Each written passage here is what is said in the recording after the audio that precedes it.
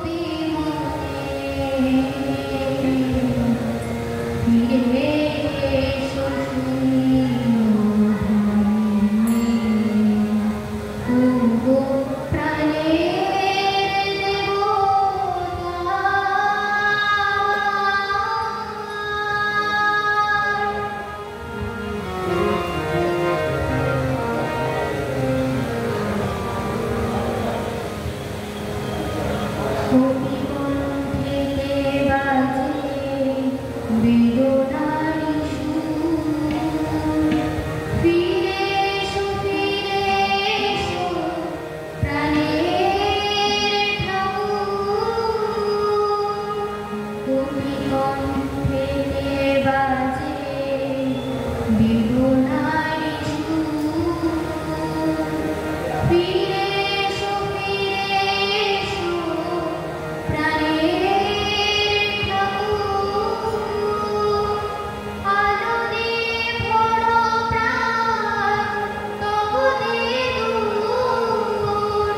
ঠাই দাও রাজচরণে।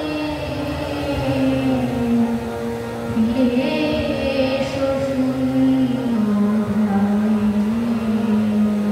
ও প্রাণের দেবতা।